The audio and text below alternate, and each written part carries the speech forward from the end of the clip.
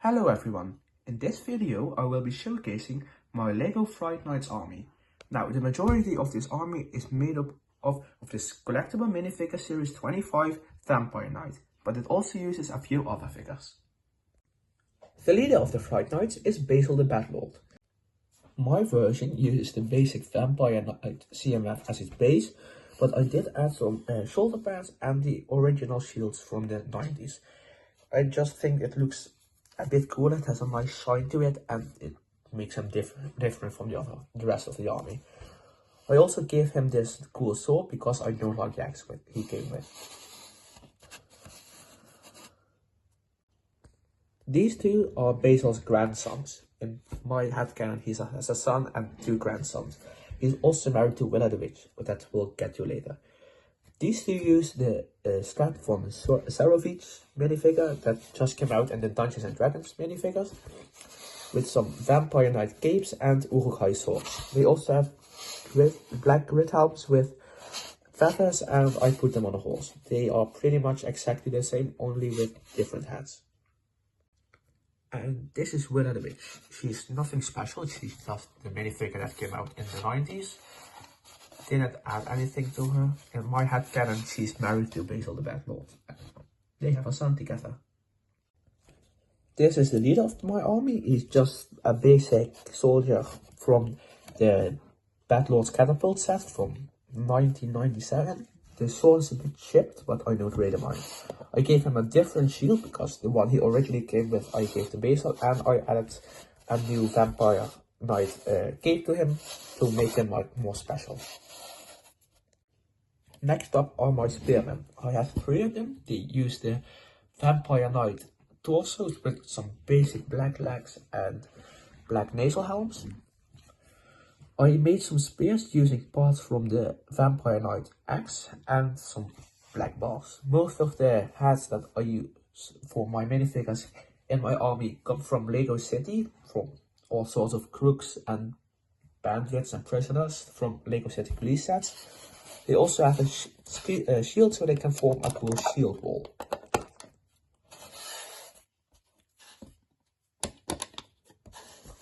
Like that. Now with these two, I'm not too sure what I want to make of them. For now, I envision them as Vikings that came from the north and joined Basil's army, hence why they have Viking helmets and these axes.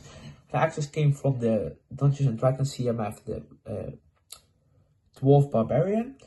They just use some angry looking hats, the helmets with feathers, and the Vampire Knight torso, shield and legs, and those axes. And this is my light infantry, also consisting of 4 members. They also just use the torso, shield and legs from the Vampire Knight. The Vampire Knights CMF, like most of my army does.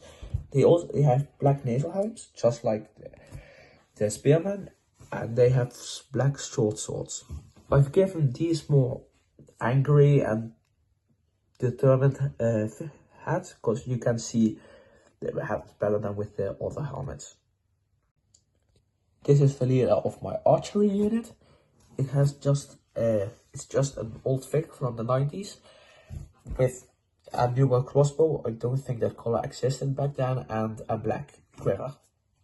Nothing too special about him. And here we have my 3 crossbowmen. They just use the Vampire Knight torso, but with black arms instead of the usual arms that have like some sort of armor printing, and basic black legs. I did it so they look a bit less armored. They don't have any helmets because they're at the back of the army. They don't really need that many helmets, and they'll probably be like running through the woods. And I gave them pearl dark grey crossbows and black quivers. I've also given them these knives that are from the Gift Warlock from the Dungeons and Dragons CMF. They're pretty new, but I really like them with these crossbowmen. Just adds a nice touch. To go along with my Fright Knights, I also made this section of a wall. It's made using black pieces, but with some dark grey mixed in to make it more visually interesting. It has a little arrows lit in here and 2 shields indicating that this is a Fright Knights castle. The terrain around the castle is all grey and rocky with some dead plants, because in my headcanon the castle for the Fright Knights is located in the mountains. On the top of the wall is a walkway that archers can use to look at the enemy. It just has a basic barrel of arrows, and the walkway is stone. The castle is located in the mountains, and you use stone for decoration and building the castle. Inside the castle is nothing really special. A crate of treasure, a bed hanging out, some candles, fire burning to provide light and heat. We have this crate with some extra spears for the army, and we have this axe. This is the Vampire Knight axe from series 25. I don't really like the axe, but I did place one inside the castle to at least acknowledge its existence. And we have a pillar that supports the walkway that's made to look like it's carved out of stone. Now I do also have the Witch's Windship set, but it's actually quite horrible. It doesn't look good, and the idea is like some kind of hot air balloon powered by a dragon. Just weird. Like, you can use these halberds for a minifigure if you would want to, but like if you place them next to a minifigure, they're absolutely gigantic, so it doesn't really work. The only thing I would use this for was like get rid of the dragon. I would really only use the dragon and the Will of the Witch minifigure that come with this set. Like, the dragon doesn't really stand on its own. It's the old dragon. It's really cool. You can like attach these old flame pieces to it, but not really, because they don't like stuck, so I have to close the mouth.